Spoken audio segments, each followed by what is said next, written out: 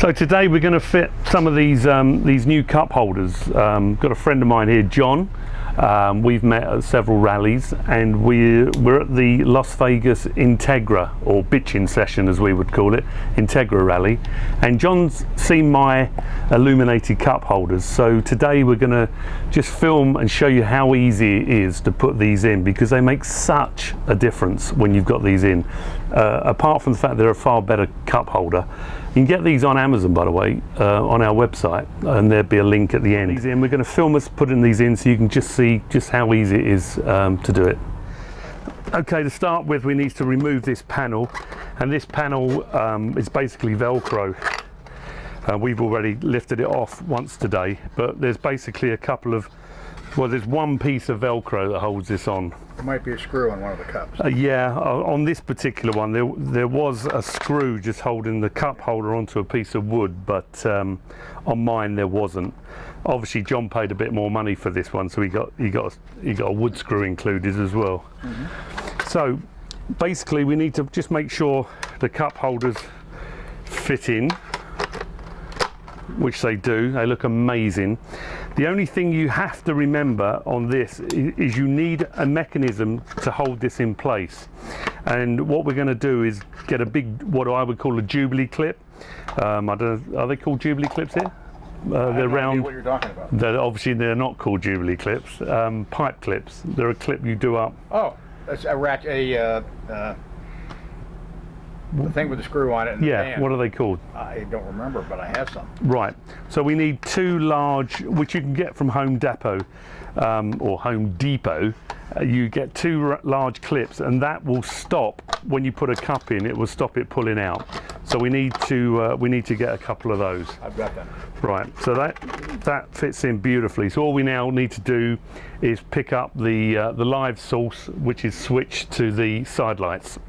So John's found some hose clamps. The only trouble is he can't get the box open. Hey, you have, oh, they're brilliant. Yeah, perfect. You actually want two of these. So next one up, no, that one. As long as it fits over, and then basically this will stop it pulling out. Okay. Or if you've got a slightly bigger one, we can screw these back. Yeah, if you've got a slightly bigger one, you can just literally put a couple of matchsticks and it will just stop it. That's perfect. That's perfect. Okay, so we want two of these. We've removed the front panel. This is the panel that has the GPS, the monitor, the heating controls, and we've removed this. And we're not going to take this off. We're just going to get behind it because we need to pick up.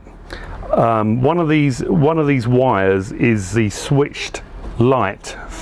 So as we turn on, you can see the switch lit up and off. Right, so what we're going to do now is find out which one of these wires is the switched light from the side lights, and then we tap into that, and then we're done, really. Can you just turn the light on? Turn the light on again.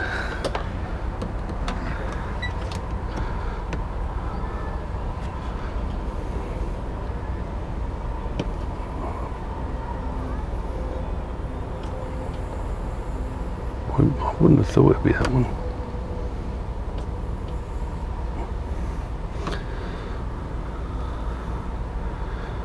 Right, now turn the lights off.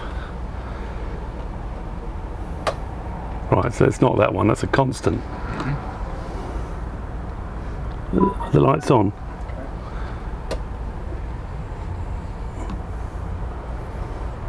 Off.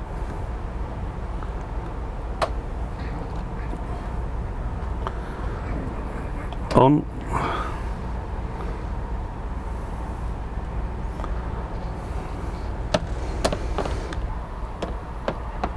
Off.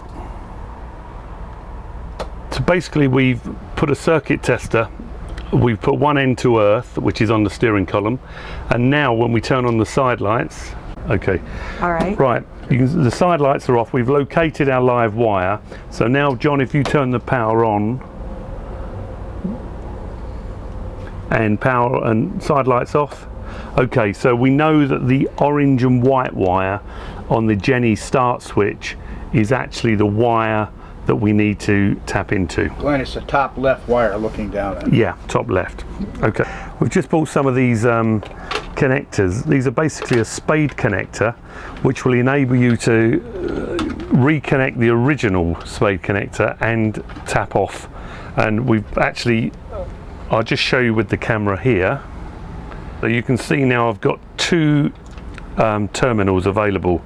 So I'm going to connect up the original wire and then tap off for the wire for the cup holders.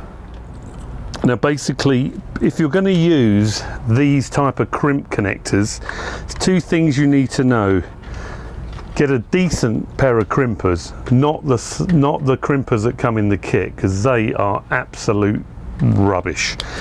Get a decent pair of crimpers and always solder the wire.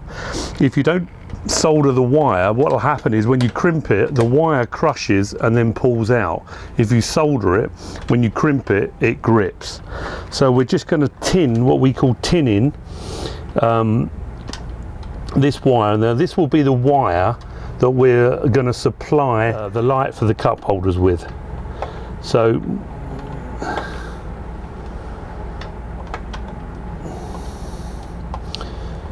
you apply the soldering iron under the wire and then basically feed the solder through the wire. So it goes all the way through the wire.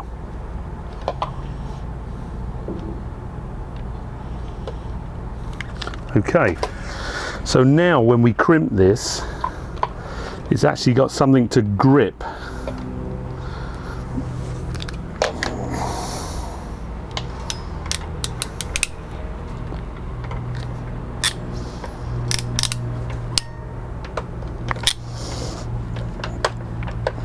So that's a nice solid, that's not going to pull out at all because the solder won't crush like the wire would crush. So we're going to put a little bit of heat shrink over this just to make sure that it doesn't touch anything. Okay. And once we've made the connections, we'll heat this heat shrink so it covers the connector completely. So now it's time to connect both terminals up to this this double adapter. So I'll do that and then I'll come back to you. So we've heat shrinked the wire that we've added, and now we've just got to feed this wire to the lighted cup holders. So we've wired this in and insulated it onto the back of the lighting feed on this generator switch. You can actually take it from any feed that is operated by the lights, the side lights. We've just chosen this because it's nice and easy. So we're left with two wires now, a live and a neutral. So we're now just going to wire this up to our cup holders, and we're good to go. So we've mounted the cup holders, and on the back we've put what do you call these? Hose clips. Hose clamps. And the reason we've put a few little connectors to stop it pulling through, otherwise when you put a cup in, the whole thing comes through. So now basically we've just got to connect these wires to these wires. Now bear in mind, LEDs, which these are, can only be wired one way. So if you wire them and they don't work, don't panic, just reverse the polarity. There is a definite positive and a definite negative on LEDs. If you get it the wrong way, they won't work. So the polarity is very important. Now on these particular lights, there's one of these wires that has a dash. So that wire is the live. So we need to connect that wire on each light to the live. Now the only reason I'm doing this job is because they've promised me loads of beer. Now we're sort of halfway through this job and I've not even been offered a beer yet. So I think this is a good time to say, if I don't get a beer, if I don't get a beer now, I'm not doing any more. Coffee doesn't work? No. Beer's obviously the payment. Here we have the finished product, and we thought we'd christen this with two beers. And the beer bottles are purposely green, as my coach is green, so I think that's in honour of my workmanship. So let's give it a try. Whoa! So So John, are you pleased with that? Excellent. Excellent. Fantastic. Couldn't be any better, and there's no fire. Yet. No fire yet. That'll be coming, I'm sure.